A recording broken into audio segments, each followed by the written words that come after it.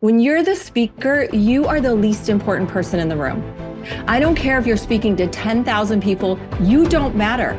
Your message is all that matters, and that those people in that audience can hear your message and take something from it that then will have a ripple effect and allow them to make other people's lives better. You're just the channel for the message.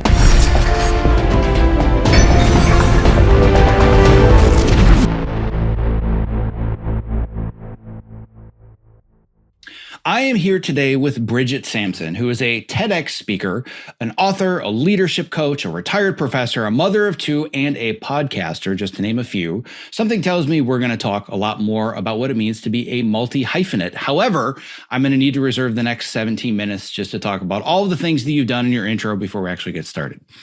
So you, Bridget, are the founder and CEO of Sampson Coaching and Consulting, and you've been doing that for over 25 years. You teach the skills of communication, mindset, leadership, many more beyond that.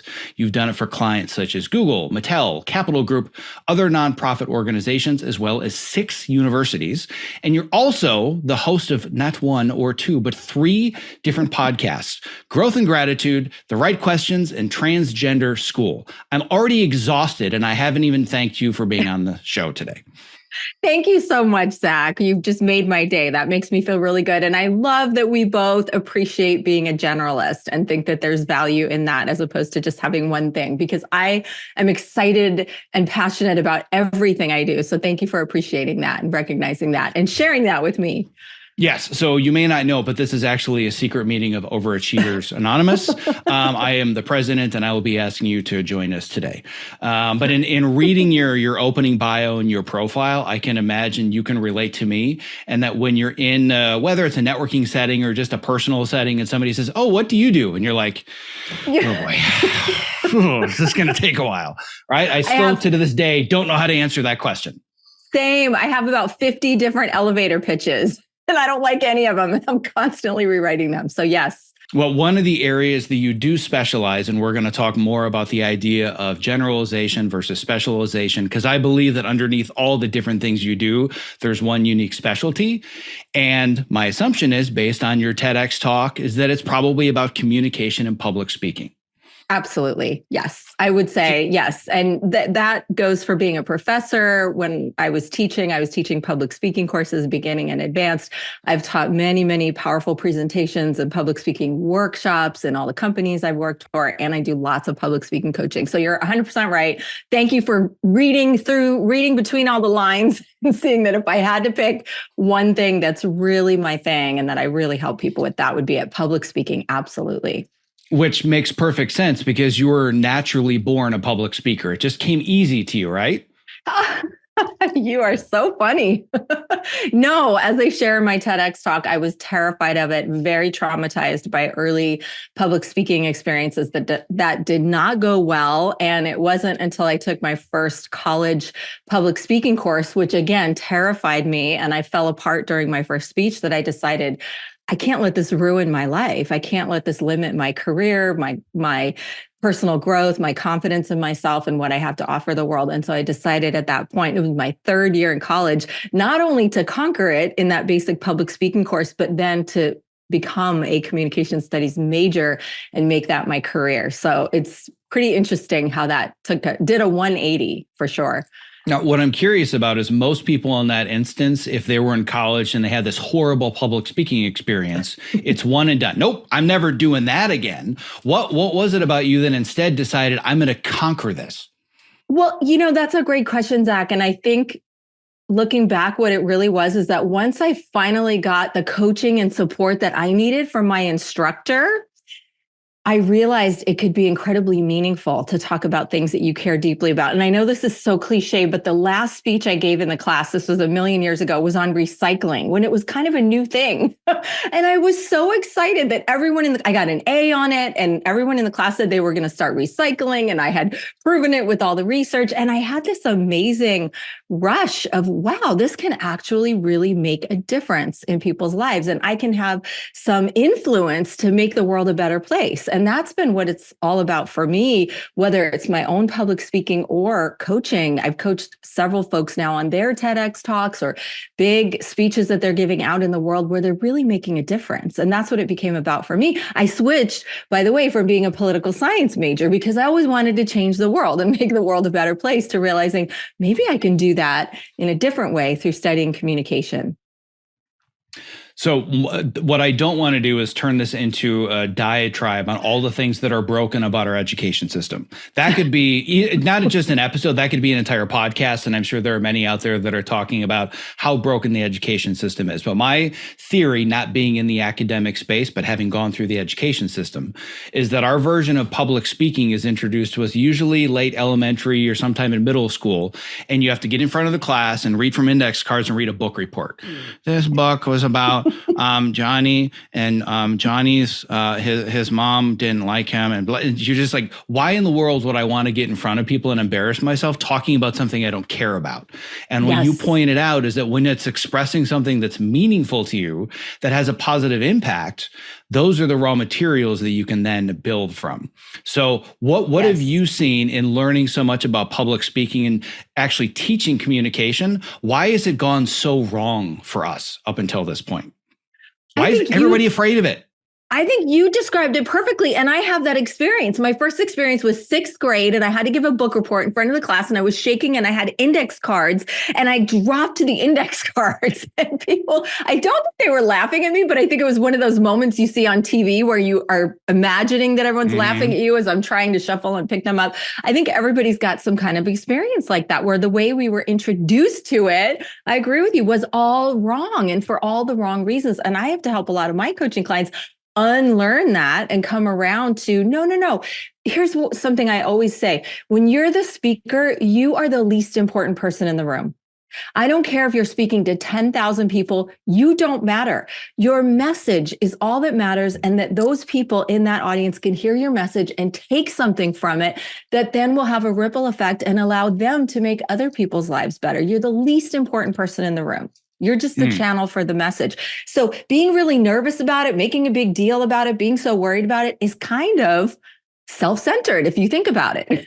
Right. I was just going to say that there's what I've talked about with people, and I don't teach public speaking, but I teach communication, relationship building, networking. And as an editor and filmmaker for most of my adult life, we're communicators just in a slightly different art form. And it's a communication form where I get to sit in my small little dark room and nobody knows that I exist, and I get to share the message, but nobody knows who the messenger is. Right.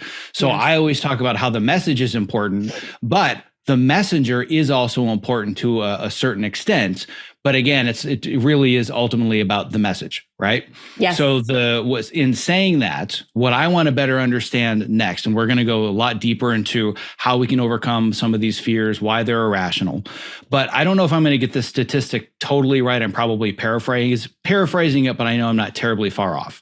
That if you go through all of the biggest fears that people have, my understanding is that public speaking statistically is a bigger fear than dying. Yes. Like dying is like number 2 or something, but public speaking is number 1. Yes. This is so ridiculously and completely irrational. Yes. Have you, in all of your many years, do you understand why this is the case? No, but let me think about that. But I love that Jerry Seinfeld long ago had a joke about that, if you've heard it, where he said that, so that means if you're at a funeral, you'd rather be in the casket than delivering the eulogy. Right? Put it that way, it doesn't make any sense. But yes, I do know why it is. It's because as human beings, we are terrified of judgment. We're terrified of having eyes on us. It goes back to some primal fight, flight, freeze wiring in our brain. We don't want everybody's eyes on us because that means we're under threat. And that would have meant, back in the cave days, you have lions who are staring you down and they're about to come and tear you to bits and eat you. But now what it is that the terror of having all the eyes on us is the fear of judgment and the fear of social ostracization, that people are not going to approve of me. I'm going to say something wrong. I'm going to be an outsider in the social group. And that triggers the actual fight or flight or freeze response, so that we're terrified of it as if someone were holding a gun to our head.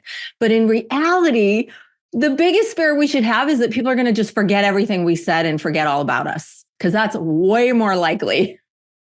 Well, and you go through a whole host of different techniques. You've literally written the book on communication skills and public speaking. And we'll, of course, make sure to have a link to your site and a link to your book and Thank everything you. else. What I don't want to do is go through chapter by chapter, point by point, because that's why you wrote the book. Right. But one of the things that you mentioned that I think is so important is that if you want the message to come through, and when the message comes through and it's meaningful to you, it takes off kind of some of the irrational fear of putting yourself in front of people. But that requires something that's called a point. Yes. Right? You need to collect your thoughts and have them be somewhat organized. Yes. So I have my little acronym is COD, content, organization, delivery, and they're all part of the puzzle and they're all incredibly important. So you've got to have a meaningful message. It's got to be something that you care about. When I used to teach speech, I taught public speaking courses for 28 years. And students would come to me and say things like, I'm going to give my informative speech on how to change a tire. And I would say, are you passionate about changing a tire? No, it just seems easy. That's not your topic. You're not doing it on that. You've got to talk about something that you care deeply about and you care about enough to be able to set aside your terror and your fears and anxieties enough, not entirely. It's okay and normal to be nervous, but to really care about speaking about this. And then, yes, it has to be organized. I'm a big fan of having some key points, having an overall theme, having a message you want to come across. It really depends how much structure the person I'm working with is willing to put their talk into. I'm a big fan of lots of structure, and I've never been criticized for having too much structure. So I like having 3 key points. I like having an overall theme that's really clear. I like starting with an attention grabber that really draws people in. So I have my structure, my framework that I share, and that people can take or leave the pieces that they want. And then delivery. You got to get rid of the ums. You've got to have a confident tone of voice. You have to learn how to use pauses and make eye contact and use your body. Your body is your tool when you're speaking. So absolutely, these are all pieces of the puzzle that need to come together to have a powerful talk. I want to talk a little bit more about body and dynamics, because I think that especially for those that are probably listening like me, or at least the me of 10 years ago, before I decided, hey, let's start getting on stage and talking to people and let's start a podcast. It was my message has always been getting it out via a computer or via some other medium. Mm-hmm. And then all of a sudden getting in my head, well, it's all about the words. I've got to have all these words perfect and I've got to have it memorized, and thinking that, like you said, it's all about the message. So the words have to be perfect. How important are the actual words and phrases in our speech compared to delivery and all of the other attributes? You actually have this broken down into percentages. You probably heard this before, right? That there was a Professor Morabian who did a study and found that the words were only 7% of the impression. It's often misunderstood, but it's the impression that people are left with about you. The words are 7%. Where the exception to that is if the words are really shocking and striking. Right now, I'm working with someone whose husband died by suicide, and she's working on her TED Talk about that, right? And so her word, no one's going to forget that. The words are much more significant than 7% of the overall message in a talk like that. But most of the time, what we're saying is not that shocking, right? So people forget the words, but what they're left with, so Morabian said 7% is the words, and I believe it was about 55%, I'm going to round a little bit, but 55% body language. I'm not going to remember the statistics. I didn't look this up. Sorry. Oh, that's all right. You don't need to know them verbatim, because again, only 7% of this is relevant right now. So. Only 7% are the words. And the rest of it is broken into body language and voice, your tone of voice, your pacing. Do you have fillers? Everything that is included in the way your voice comes across. So people spend way too much time worrying and stressing about the words and need to spend a lot more time practicing their delivery. Absolutely. This is proven. Well, and the reason I bring this up, what I don't want to do is get too into the weeds of all the little nuances of how to create a presentation and the structure. Right. And that's, I want to make sure that we stay a bigger picture. But the reason I wanted to go into the weeds here, it's way easier to have an energetic and passionate delivery when you actually care about what you're talking about. That's right. That's right. I wish if I had my way, I'd have a world where no one ever needs to do any kind of public speaking on a topic they don't care about. I've created my courses and my coaching and all the programs I have where we're only working with subject matter that the person is incredibly passionate about and most wants to put out into the world. I agree. And the concept that I just thought of that translates, I think, perfectly to the work that so many creatives do behind the scenes, so to speak, is I was asked to, the first speaking opportunity that I think I remember outside of high school, like in college, was I was asked to come back and speak at my alma mater about how I got a job in Los Angeles and how I made it in the industry. And at the time I was a trailer editor and I was editing movie trailers. And somebody asked me, well, like, how do you edit a good trailer? And I had to think about it on the spot. And I said that if you think about the ultimate purpose of a movie trailer's job is to get you to buy tickets to go see the movie. That's the only reason that it exists. It's become its own art form in and of itself. But a lot of people listening today work on trailers, work in entertainment, work somewhere in some creative industry that's adjacent to that, right? And people are so hung up on what are all the story beats and do I know all the plot points? But what I always tell people is that nobody's going to remember what the movie was about from the trailer. All they're going to remember is how they felt for those 2.5 minutes. And they're going to buy a ticket because they want to feel that way for 100 minutes. If you can get them to feel the way you want them to feel for those 2.5 minutes, that's how you put butts in seats. And that's exactly what you're talking about, where it's not so much about all the little details or the order of the sentences, or we want to have structure. And again, we want to have a point. But if they walk away feeling something, and they can only feel something if you feel something, now you've got something that they can hang on to. That's right. I could not agree more. And that's why one of my favorite quotes is Maya Angelou. She says, people will forget what you said, people will forget what you did, but people will never forget how you made them feel. So I think that is very true for your world editing. And I want to say thank you, by the way. I'm a movie lover and the trailers are really important to me because I always watch the trailer before deciding which movie to watch. And it's how does it make me feel? Is the investment of the 100 minutes going to evoke the feelings I want to experience? And I am very well aware that the editor is really the person or the editing team who makes the movie what it is. Yeah, and I actually had an experience. The very first trailer that I ever cut, it was like less than 6 months after I had graduated from college. There was a movie that nobody at this company wanted to work on because it was not a good movie. And essentially, I got my promotion because I was like, I'll do it. I'll cut it. And they're like, no, you don't understand. Like, this movie's so bad. I'm like, I don't care because the raw materials are there to create a great trailer to make people feel something. So I took it upon myself to work on this based mostly independently. I had a creative director that was helping me through it, but everybody was like, I don't want to touch this piece of crap, right? But I knew there was an opportunity to make people feel something with it. So not only did I make people feel something with that trailer, I had somebody come up to me that I was talking to randomly at the gym one day. They said, oh, what do you do for a living? I'm edit movie trailers. Oh, give me an example of what you worked on. And I shared the name of the film. And immediately his demeanor changed. He's like, you owe me $15 because I saw that trailer in the theater and I was like, this is going to be a great film. And it was crap. I'm like, yeah, I know it was a bad movie, but that's my job, is to make you feel something. And it was that feeling that got him in the room. Not only that, but that trailer ended up winning what's called a Golden Trailer Award for best trailer for worst movie. It's called the Golden Fleece. It's like the most coveted award in trailers because you took a horrible movie and you got people to show up for it. I say all that to emphasize how important that feeling is. Yes. I could not agree more. And thanks for letting me know. So I'll know not to watch that.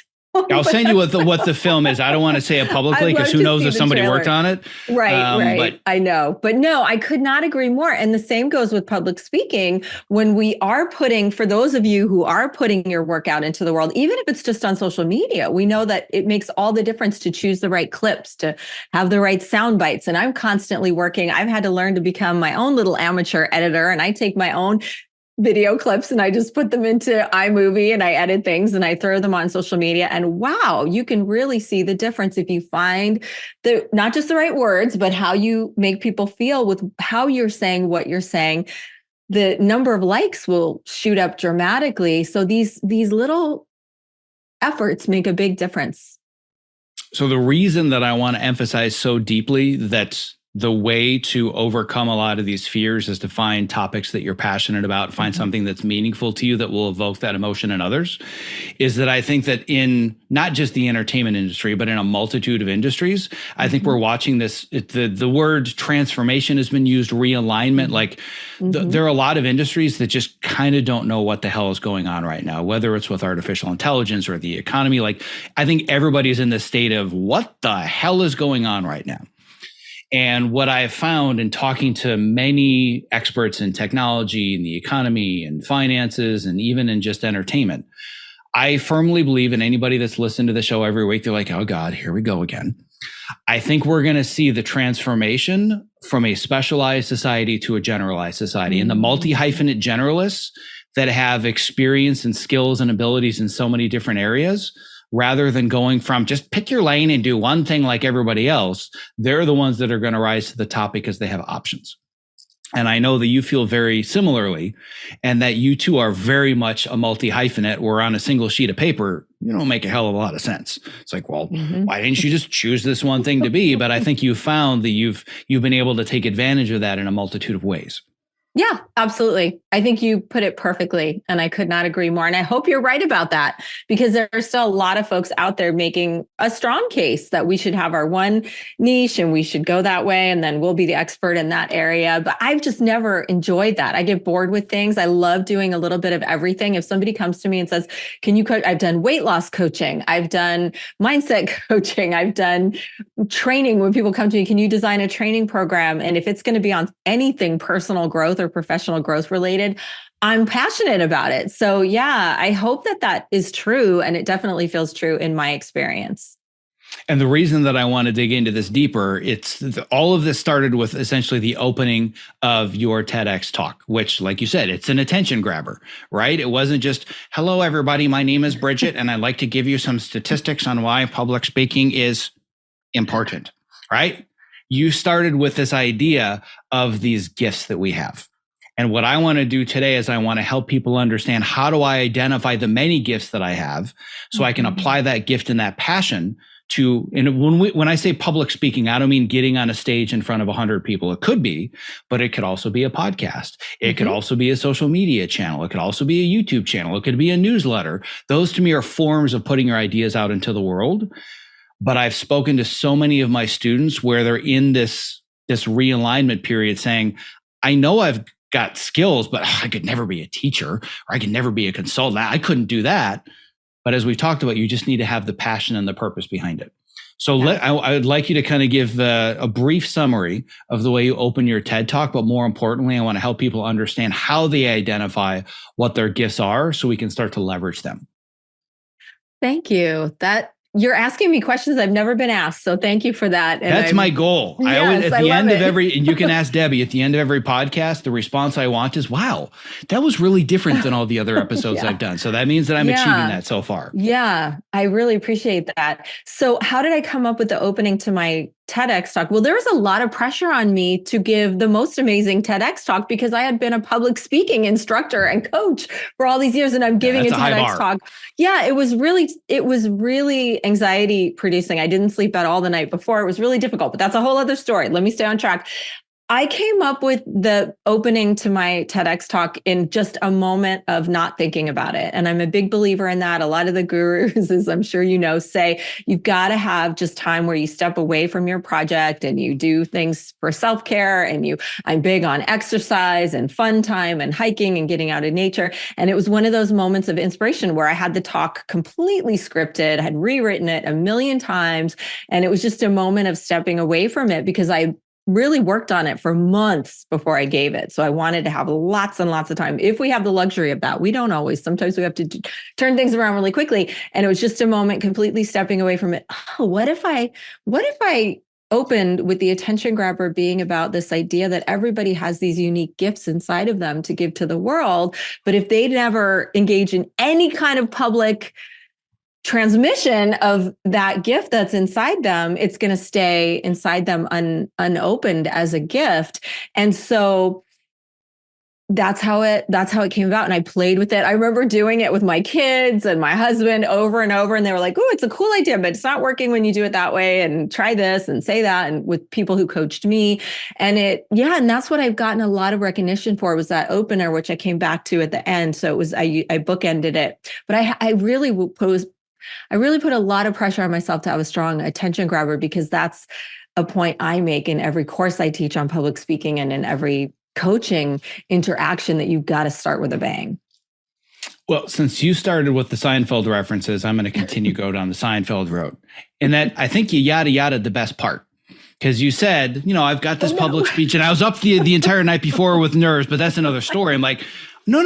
I think Can we cut that out? Can we edit that out? The last thing we want to do is overlook this professional public speaker and communicator for a living that has a giant bundle of nerves, because guess what? So do all of us. So I actually want to dig deeper into that. It seems as somebody who's been doing this for so many years, that you would just naturally write your speech. You've got a draft, you do a couple of polishes, you stand on stage, and you are a TEDx speaker. And it sounds like that's not the case at all. So it sounds like you're kind of like all of us. I am so like all of you. And I've heard you say that, Zack. And that's what calmed my nerves about coming on your podcast today, because you said you're just like everybody else out there, trying to figure things out, trying to grow, trying to learn. And that's me as well. And giving the TEDx talk was one of the most frightening experiences I've had in my entire life, and I don't want to discourage anyone from doing it. I think everybody has a TEDx talk, one or more in them. And I want to encourage you, and I want to coach you to give yours. And at the same time, I would say you really have to be ready. And it's a whole different level, because once you give it, TED owns it. You cannot say, I'm not happy with it, or I want to edit it myself, or I said something I didn't like. You give over the rights, much like when you have a book published or when you make a film, right? You have whatever it is, you give over the rights. And so there's a different level of pressure. And I think that what you pointed out, and this is something that I talked about in a previous podcast, where a lot of times people that get to higher levels, the assumption is they have less imposter syndrome. And it's actually the inverse proportion, because the higher the expectations become, the more that there's imposter syndrome. Yes. So I would guess that for you to give any given lecture at CSUN or wherever, it's just kind of business as usual. But now all of a sudden you're on the red stage and it says TED behind you. And it's not just you're speaking for TED. It's you're a public speaker talking about public speaking for a public speaking organization. Massively high expectations. Therefore, imposter syndrome goes up and not down. Thank you. Thank you for that empathy. Because I get it. You get it. Thank you. Because most of the time people say, oh, you taught public speaking for 25 years at a university before you did that. No, it doesn't matter. Each new experience with the volume turned up on the risk and what feels like is at stake, and the level at which you're putting yourself out there into the world. I'm not saying this to brag, but I think the TED Talk is up to about 350,000 views, and that's with no advertising whatsoever. So I knew that there was the potential for that. And knowing that in that moment of getting up on that stage is a lot. And again, you knowing the importance of that message and the purpose that it has and the impact that it has, I'm guessing there's probably something to do with how you got through the nerves and actually showed up on stage and gave That's it. That's it. I kept telling myself the same message I tell the people I coach. I don't matter. I don't matter. It's not about me. This can really help people. And I go to those comments every once in a while and really to kind of fill myself up that, oh, okay, it really did help a lot of people. A lot of people were inspired to really work through their nervousness around the talks they have to give at work, or putting themselves out there in a bigger way to get more recognition for their career and how they want to show up in the world. So it's been very rewarding. Yeah. And I want to make one correction. I completely agree with you that it's not about you and it's about the people in the room. I disagree that you don't matter. Yeah, I definitely think that you matter. I think that, yes, like you said, you're the least important person in the room, but it's not that you don't matter. Yes. But the reason that I say that, and this is a little bit of a tangent and we won't go too deep into it, but when I coach my students on resumes, on portfolio websites, on job interviews, I always have to help them with the mindset shift that this isn't about you. This is about them and their needs, and you're the solution to their problems. And once people make that mindset shift, it changes everything. It's the same mindset shift on stage or on your podcast or whatever. This isn't about me right now. This is about you, me extracting your story, because I think your story can inspire others and give them education for how they can then extract their stories and inspire others. But it doesn't mean that I don't matter. It just means that I'm the least important person on this call right now. That's exactly right. And when I'm working with people, that's the opposite of what I want to convey. I always want to convey to each person that they matter. They matter so much, and that they have so much to give, and that they probably have gifts that they're not even aware of that I want to help them uncover. So I cannot agree with you more. That's a much better way to say it. And that's what I want to dig into now, is helping me extract, and more importantly, helping everybody else listening to extract.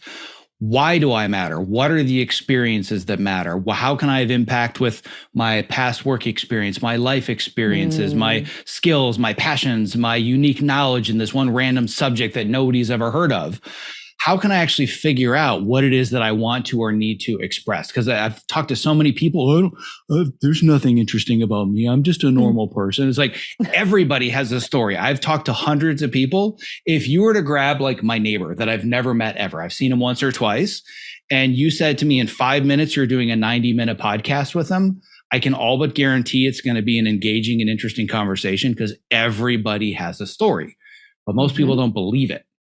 So how can we help people start to extract the gifts that they have? So once they at least see them, now they're motivated to actually express them. Yeah. I think as a coach, I love to just start with, tell me about your life. Tell me your story. Who are you? What is the story of Zack? What is the story of Mary? And just let them talk. And I love to listen to people's stories. So if you tell me the story of your life, I'm going to be so engaged. I'm going to be nodding and asking, and then what happened? And then what did you do? I just went out to brunch with a new friend for the first time Sunday. And we talked for like 2 hours about her life. And if you were to look at her life on the surface, like what she does for her job, you would probably think nothing remarkable about that. And she has had some of the most incredible life experiences that she could give 20 TED Talks on different subjects. So I think, we have to mine for the gold. I think that's one of the gifts that we give as coaches. And I know you do as well. And just let people talk about their life. But I do think it's important. I want to reinforce what you said about that marriage between what we're passionate about and what we know about.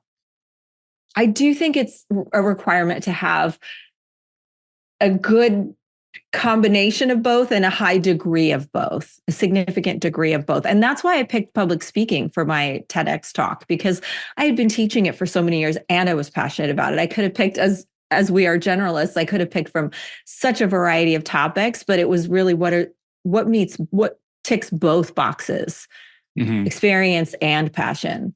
Right. So now you just triggered my imposter syndrome again, because now I'm thinking I have all these experiences, but I don't have an advanced degree in teaching it. So I'm out. Like, you don't need a degree. No, degree not required. Experience is not degree. The degree does not always equate to experience. Yeah, they're two very different things, right? Life experience and book experience and scholarly knowledge are very, very, very different things. Yes. So the reason that I pointed that out is that I hear all the time, well, I don't have a coaching certification, or I don't have teaching certification, or I don't have a master's or a PhD. And what I always tell people is that ultimately, if you have the solution to their problems, nobody cares. As long as you know how to solve their problem, your experience is that you solved it for yourself. Yes, 100%. So it's one thing to say, I'm super passionate about eating healthy, but I'm vastly overweight and I know nothing about diet. Well, that's a problem, right? That's where the idea of the message and the messenger can be a challenge, is I know eating broccoli is good for you, but I've never eaten it in my life and I hate it and I have donuts for breakfast. Well, the messenger is going to matter even though the message is important, right? But I just want to make sure that when you say you need to check the box of passion and experience, it's not experience at a scholarly level where you have accredited degrees. Not that they're bad, but they're not necessary.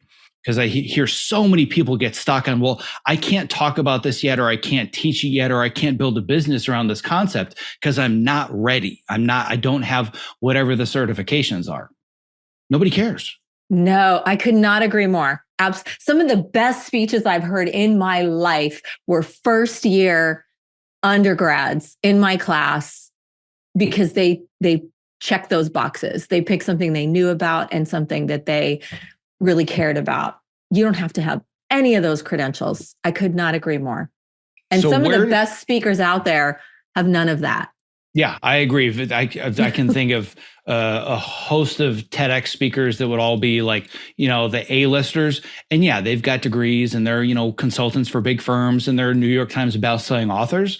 But then there are others that you just find kind of going through the TED, either the app or going through the YouTube channels. And you're like, who's this person? And 5 minutes in, you're like, this is fascinating. And they have none of those accreditations because, again, it's about their experience and their passion for sharing that message.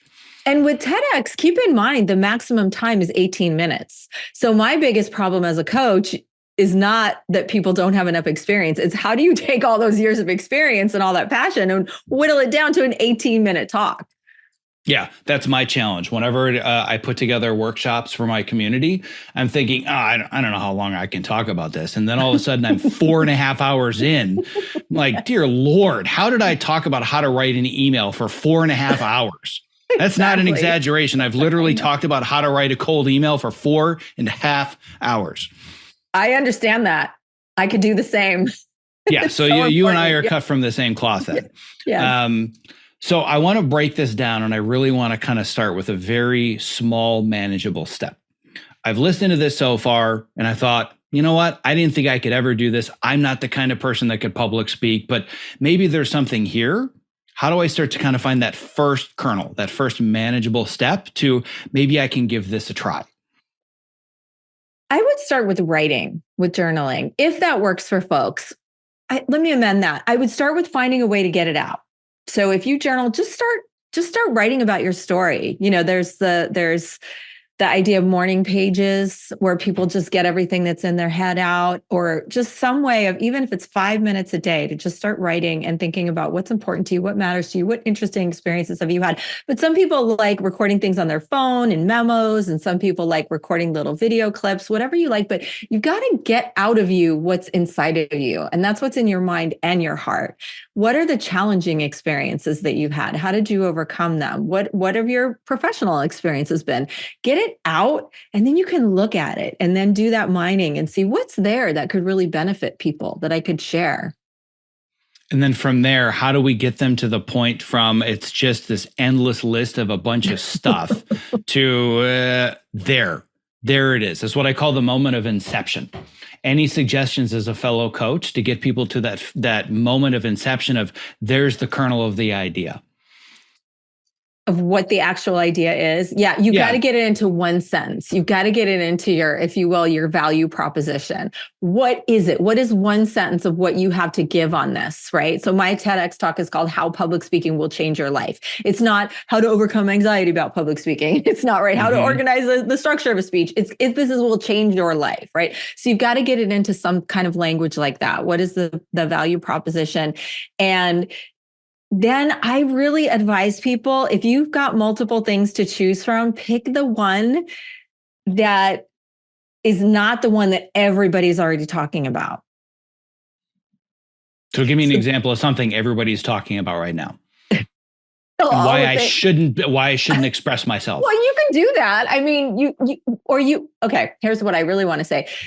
Have a twist on it that's different. There we go. Now you're talking. Right. So of course there are lots and lots of talks about public speaking, but I feel that my twist on it was different, that you're going to use it as a personal growth opportunity to change your life, to change everything in your life. That's my story of my TEDx talk and why I think it's successful for somebody who's not in the public eye at the level of the TEDx talks that have millions of views. So take that thing and figure out how you have a different message about it, is what I mean to say. But I also do think if you're buried in a sea of voices talking about the same exact thing, and you have that topic to choose from versus something where you have a unique voice and there aren't a lot of voices, I would go with that. And I'll give you, from my personal experience, my example is, as you know, I have a podcast and a whole educational program with my daughter called Transgender School. We have a way bigger audience for that than any of the audiences I have for any of the other work, the other podcasts I do. And I'm just very transparent about that and all the other work I do, because there are no other voices. There is not a single mother, adult, transgender woman, daughter team out there talking about her coming out and the struggles we went through and the mistakes I made. And so we just have a much bigger audience and a much bigger following and much greater success because there was no other voice out there coming from the perspective we were and saying the things we were saying. It's like you're looking at my notes because that's exactly where I was going to go next. And what I was going to do is challenge your idea with your own idea, which is that I would argue that something that everybody's talking about in every realm, the political space, the comedic space, like just, the general zeitgeist online, like transgender is a very, very common talking point. Everybody in some way, shape, or form is talking about it. What you did is you found something that everybody's talking about and you took your own unique perspective.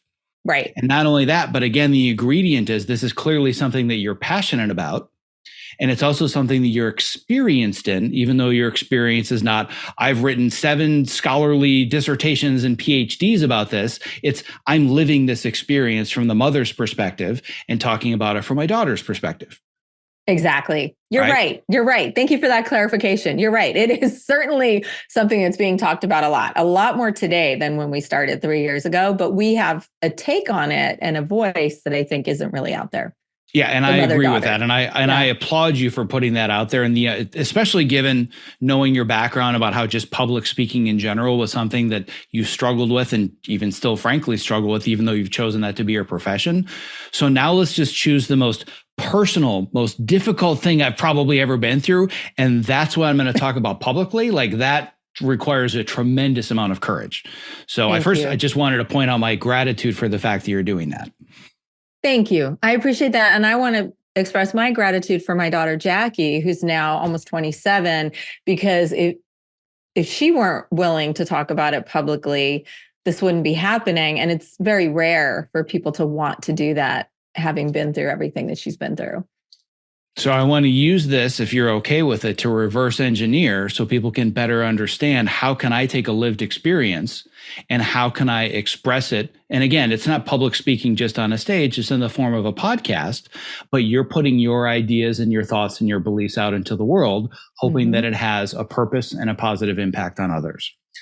So take me back to whatever part of the story that you consider the beginning of this story, where it went from, whether it's, when you initially found out or you decided, well, I want to take this experience and I want to help others. You decide where the beginning of this story is.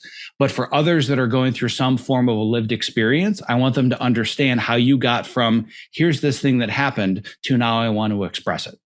I would start with the day she came out, which was in March of 2017. And an interesting note about that is that my TEDx talk on public speaking was just a little over a month later.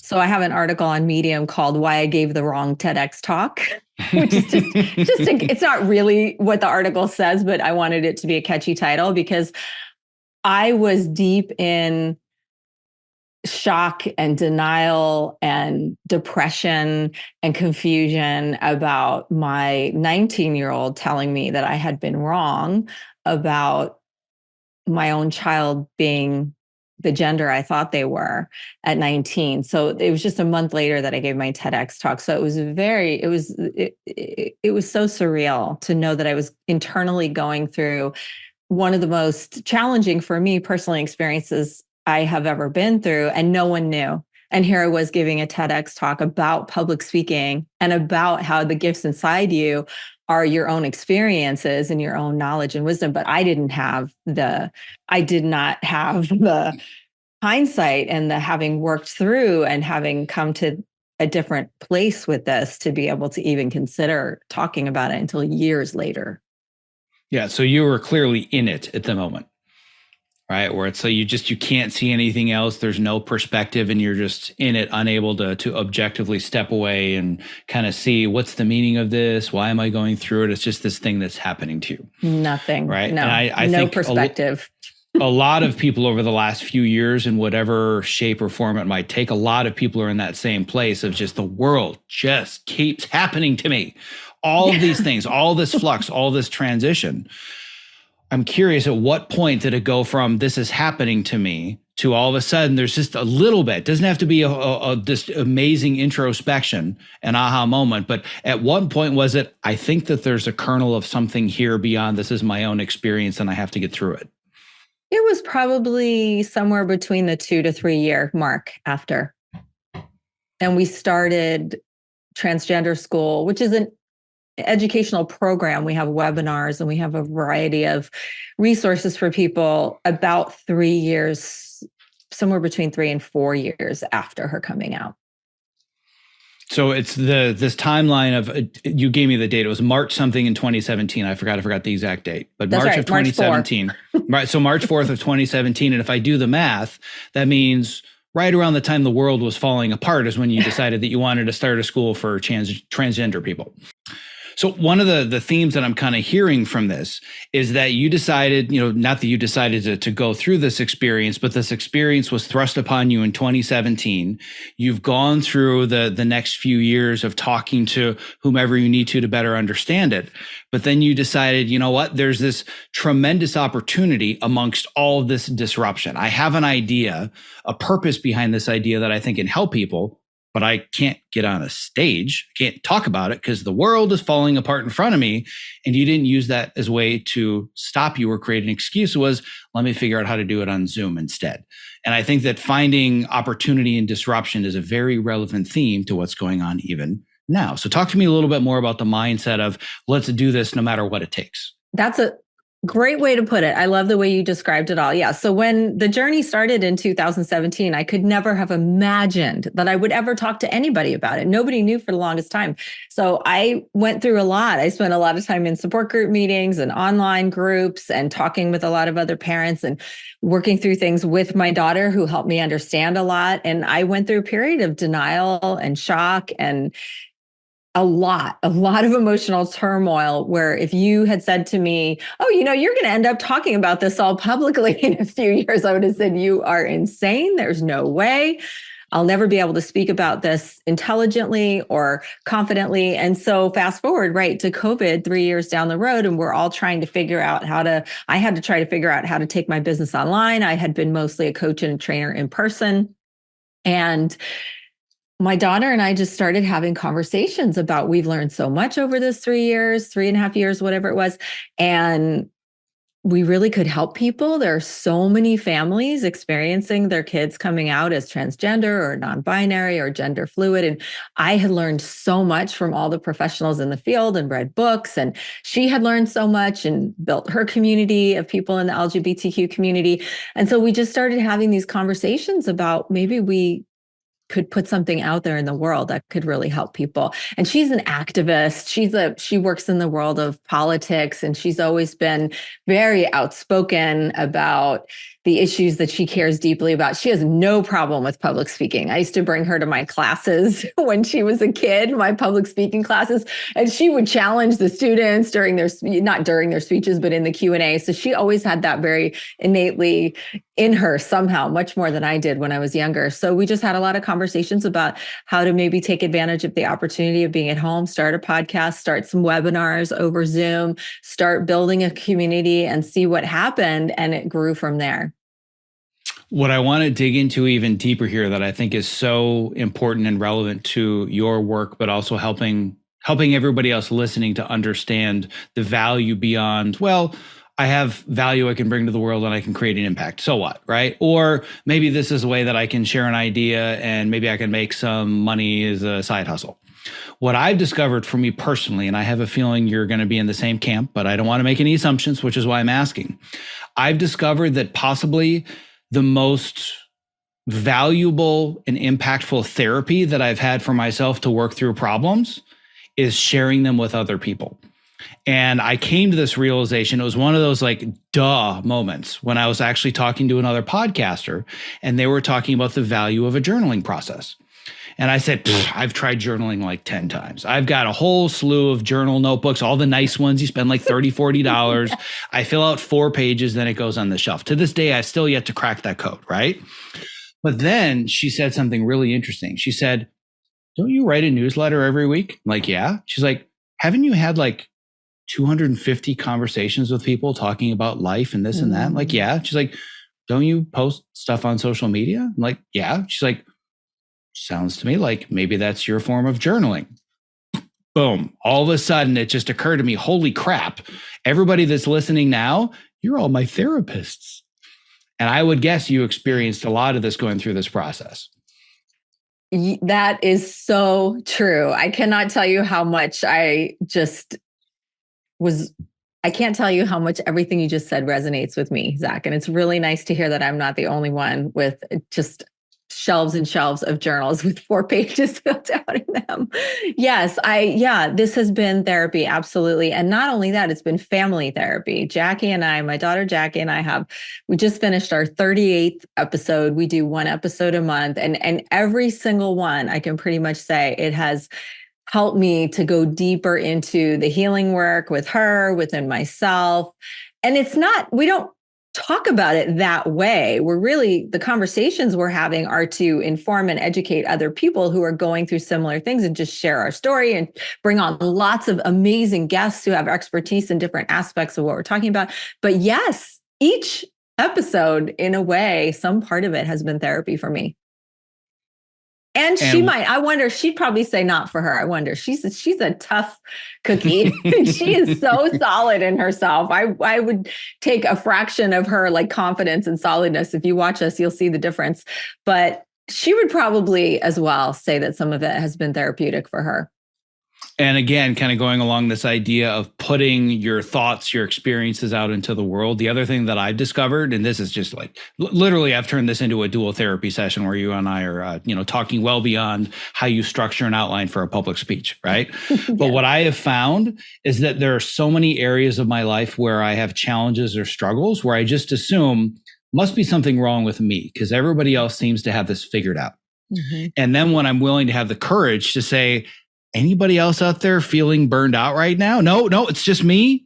All of a sudden, everybody comes out of the woodwork. Oh my God, it's me too. That was how all this started for me. And I say this because again, this isn't about me. I'm the least important person in the room right now, but I share this story for your benefit and for everybody else. The reason I became a podcaster is because people were reaching out to me because I had achieved a pretty high level of success pretty quickly as a film and TV editor. Mm-hmm. And they'd want to talk to me about how I got this opportunity or how I cut these scenes or whatever, right? It's all about craft. Mm-hmm. And people would reach out and they'd say, I'd like to have you on my podcast. What would you like to talk about? I said, well, what I'd really love to talk about is like the conditions in our industry and the overwork and the fact that I'm burned out and trying to find a better way to be more healthy. And their response was, yeah, no, I just want to talk about your TV shows. Like, well, shit, somebody's got to say it. So there was this compulsion inside of me that's like, I need to put something, I just need to get it off my chest. And I figured I'd get it off my chest for a few episodes and I'd put it out there. And almost 10 years later, somehow still haven't gotten it all off my chest. But it was, number one, very therapeutic. But what I found is that there are so many other people that are struggling with similar challenges, but I didn't realize that until I put those ideas out there into the world. And my guess is you've discovered something similar. Everything you're saying, I'm just nodding and going, how do you know this? How do you know this? Because you're speaking my language and my world. Absolutely. One of the things that I would say I'm probably known for is just being really honest and vulnerable about whatever I'm going through. I talk about it on all the podcasts I share with clients. I mean, I feel like I'm pretty solid and very much able to provide a lot of value for people in terms of what they need, but I'm very open about the things that I struggle with. And I attract people who want that, who want a coach or a trainer or somebody who's willing to share their struggles as well. So on my current podcast, which is called, well, the other Transgender School's current, but I have a podcast called Growth and Gratitude, which really is my coaching podcast. You're right that I pick a different topic for each episode that really is based on kind of the struggles that I'm having and that I'm seeing a lot of my clients have, and that I feel we're having conversations around, and I can give some tips and tricks and ideas, but with true honesty and authenticity about how I'm struggling with it as well. And the more I do that, the more I see that it's of value to people. So on Growth and Gratitude, I put it on YouTube, and the highest number of YouTube views is on an episode called How to Be Kinder to Yourself. And really, it was just a week where I had coaching session after coaching session after coaching session, whatever I'm coaching the person on, public speaking, executive coaching, everybody was just so darn freaking hard on themselves. And I found myself saying that over and over. And I was being hard on myself. I was wondering in all these coaching sessions, am I doing the best job I can of helping these folks to be kinder to themselves? So that's often where the inspiration comes for my episodes of that podcast, which is my coaching podcast for the world, but really especially for my clients, because every episode is based on things that come up in coaching. So I think that's an example. I hope that's an example of what you're saying. Yes, therapeutic for me, hopefully therapeutic, not therapeutic. I don't want to suggest that I'm a therapist. I'm not, I'm a coach, but hopefully helpful for my clients in a way that they can get value outside of our coaching sessions and find that additional healing and learning and way of really deepening the work that we're doing in the coaching sessions on their own time. I'm glad you brought up this very, very fine line of coach versus therapist, because this is a conversation that I have all the time, and I'm sure you do too, where I find that, and I use the term career strategist. If somebody wants to know what is it that you focus on, I'm a career strategist. But unofficially, underneath the surface, full disclaimer, I have no medical degrees, I have no psychology degrees, but unofficially, I'm also a career therapist. I have a feeling you experience a lot of the same issues where it's really hard to talk about what can you do next and how do you move forwards if you don't spend a little bit of time in the past. Yes. And yes, I think there are important distinctions to make between coaching and therapy, but I do think coaching can be very therapeutic, to just use the word as an adjective, right? It can be very healing. And I don't see how we can be talking about what's going on for you now and the goals you have for the future without looking back at some of the things that have held you back and some of the mindsets and the messaging and maybe even some of what you absorbed growing up from people around you. We have to be able to look at that a little bit. But honestly, a lot of the people I coach are also in therapy. So there's overlap. They will bring to me what they're working on with their therapist, and they'll bring to their therapist what we're working on in coaching. And I think it's a world where we can see the value in all of these different helping professions. Yeah, it's weird because I literally just had this conversation with my client right before I got on with you, talking about they're getting ready to work with a therapist and trying to understand how the two work together. Mm-hmm. And I said, we can workshop the same problem from different angles. Like, here's the challenge you're dealing with right now. I can help bring practical strategies and tactics to move you forwards. They're going to help you unpack where did these patterns come from in the first place, right? Same problem, different angles. Yeah. And to help people understand what that really looks like, I feel like a lot of times where it comes up is the client will express a lot of emotion and start crying, or I can see that there's so much emotion around something. And I'll say, do you want to talk about how you're feeling about this? Do you want to talk about how difficult this is and your emotion around this? Because I'm trained to do that and I'm happy to do that. And I love tears. I think we need to release our tears, and I'm happy to hold a space for that. But a lot of times the clients will say to me, no, I can do that in therapy. I need you to help me figure out the plan. And I'm like, okay, I can do that too.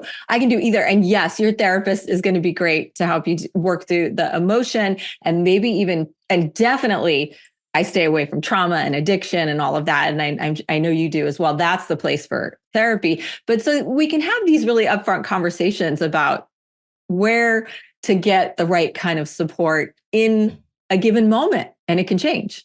Right. And the reason that I bring this up is that I want to talk a little bit more about this word that I think scares so many people, which is expertise. It becomes such a barrier. And I'm assuming you probably see this with your students and with your clients. They're like, well, I'm not an expert, so I can never give a TED talk on this. Right. And I think redefining expertise is so key. If you're doing the work to understand what are the gifts that I possibly have, what are the experiences, the unique knowledge, my perspective on an idea that's out there, but my perspective is different or unique. But I have this barrier that I need to overcome of expertise. And I think that as you and I are talking, you and I have a very similar challenge, which is this fine line of veering from coaching into therapy. Now, one area where you and I are very, very different, you have a whole list of coaching certifications and coaching programs. I've got exactly zero, right? So what I bring to my coaching experience is all of the past experience in solving problems. And my clients come to me having the same problem that I had not so long ago. So I'm not an expert, but on that one problem, I'm an expert because I solved it for them. So I stay in my lane with, oh, you've had that problem. I've solved that 27 times in my career. Let me share how I did it. Here are some frameworks, or here are some tactics, right? Exactly. But I went through an immense amount of imposter syndrome when I made the transition from being a craftsperson for a living to being an entrepreneur and a coach, thinking, who the hell am I? Like, why would anybody ever pay me money to do this stuff if I'm not certified, if I'm not an expert? Like, nobody's going to be willing to do that. Until I realized it's just about me, again, coming back to this theme of sharing my personal experience. Here's how I solve the problem. You might want to try this, but I'm not the world's expert on it. I've just been there before. Exactly. And honestly, I only have 2 coaching certifications, and I got them in the last 5 years. And I've been coaching for 30 years. So I was doing a ton of coaching before I had any kind of credential in coaching. Those actually came out of COVID because I had to shift into a lot more coaching work before I was doing much more training. And so to do the coaching, I thought it would help to have the certifications, but I was always a coach. Exactly as you said, I knew I had areas of expertise based on my professional experience that I could bring to people as a coach. So I could not agree with that more.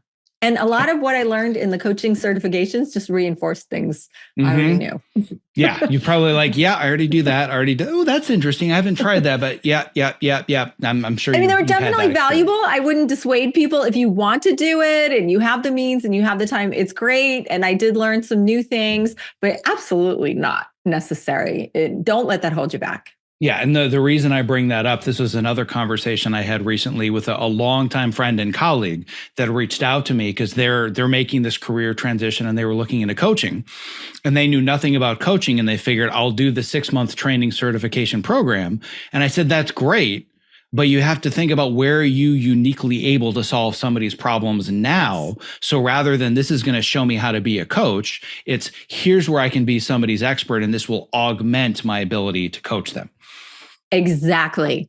I agree with that completely. Yes. So here's the reason that I bring this up.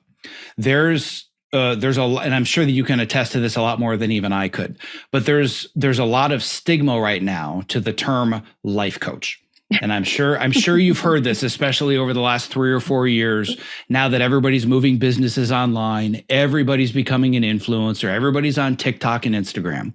So I want to get your take on the following statement. I'm just sharing the statement. I'm not sharing for or against, but the statement that I've heard shared numerous times is that life coaches are people that failed at life and therefore become coaches. Have you ever heard this before? I think I may have heard that and I just would laugh at it and say, okay, that's somebody who just doesn't get it. And that's okay. Mm-hmm. That's okay. So how do we dig a little bit deeper into that? Because I think that beyond just the imposter syndrome and I need a certain level of expertise, there is very much a stigma around the term coach nowadays because everybody says, well, I can't figure out what to do with my life, so I'm going to become a coach. Yeah.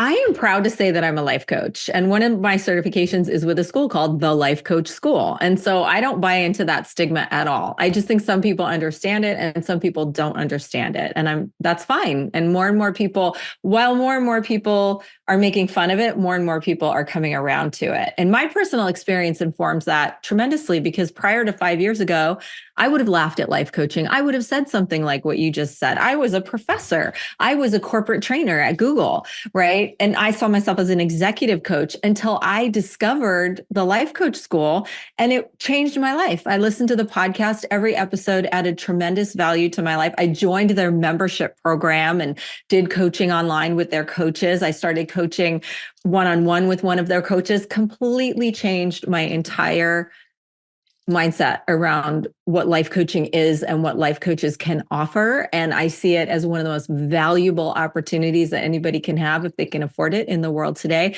And it just doesn't really bother me, the people who think that. If they'll hear me out, I'll have a lot to say and I'll have about, a stack of books and a ton of podcast episodes that I think could change their mind. But people come around when they come around or never. And that's okay. I think there's plenty of life coaching work to go around and coaching work in different areas of expertise, such as the areas that you and I have, and plenty of people who recognize the value of it. That's how I choose to look at it. Well, I appreciate that viewpoint. And one of the things you said that just shows that your level of humbleness is you said, I was a professor. You weren't just a professor. You were a professor emeritus. I said that correctly, by the way? Yeah, yes, very nice. That just means retired, but keeping all your it means you did a lot But of service and exactly. were My very. point is, at least according to your bio, you retired with 28 years of experience in an academic scholarly setting where Yes. you were considered the expert. So what the reason I say that is that going from that transition to learning about life coaching, what was it about it that completely changed your life? Because I would imagine that for others, they could have a similar experience. Yeah, it's just funny. It makes me laugh as you mentioned that, because when I think about a lot of my former colleagues who would just totally laugh and snub their nose at, oh, she's a life coach Mm-hmm. now, right? But yes, I am also professor emeritus, which means faculty and retaining all your privileges, which is, means I did a lot of service and was recognized and won a lot of awards, basically.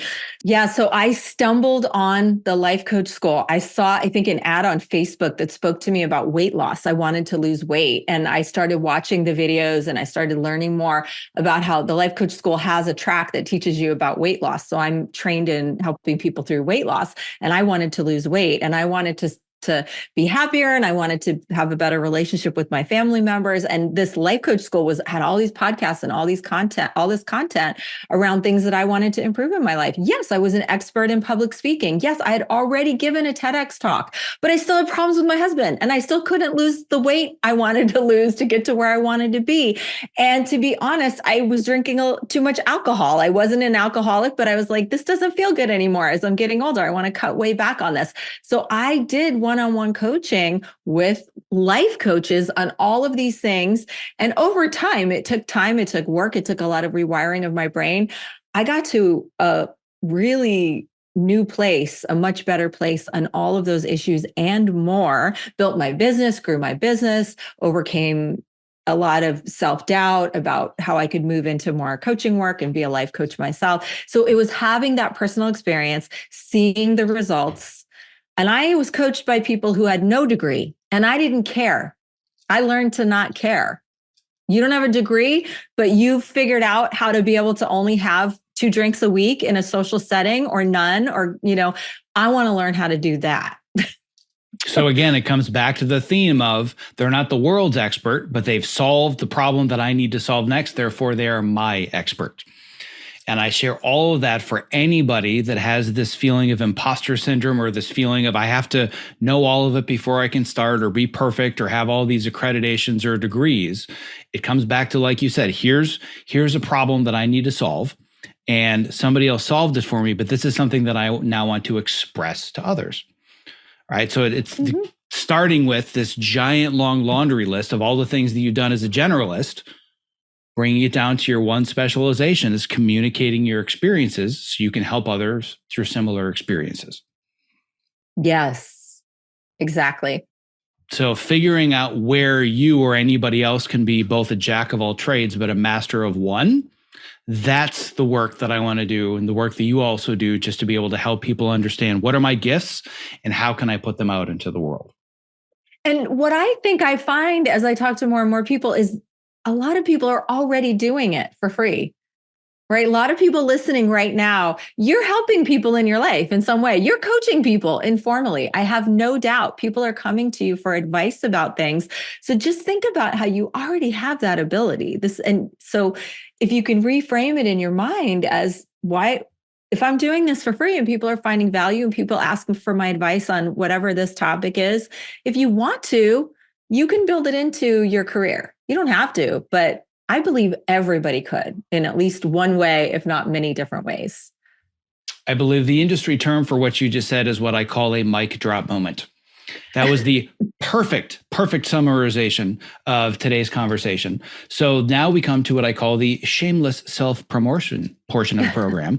For those that are listening that want to learn more about the multitude of things that you have to offer, whether it's your book on public speaking, your TEDx talk, other resources, you as coaching, I could send them to 27 different URLs, but what's the best place to start if people want to learn more about you and connect with you? The best place is my website, SampsonCoachingandConsulting.com. And Sampson has a P in it, Sampson coachingandconsulting.com. That's the hub. Everything's there. You'll see all my services. You'll see the podcasts. You'll see ways to get in touch with me. Everything is right there. That's the best place to start. If you're interested in transgender school, transgender education, and broader LGBTQ education, which we do a lot of as well, go to transgenderschool.org. Great. I'm glad that you mentioned that as well. I appreciate that. Well, this has been tremendously informative for me, and I hope that it was enjoyable for you as well. And I'm going to do my best to send as many people your way as possible. So thanks for taking the time today. I appreciate it.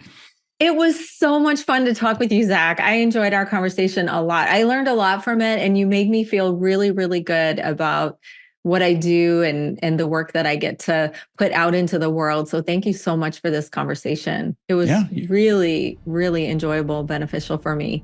You're more than welcome. I'm also going to throw a thank you out to our mutual connection, my podcast producer, Debbie Germino, because we wouldn't be here today sharing these stories without her. So unofficially, thanks, Debbie. She's wonderful. Thank you so much, Debbie. I so appreciate you and everything you shared with me. I'm so grateful for Debbie too. Thank you.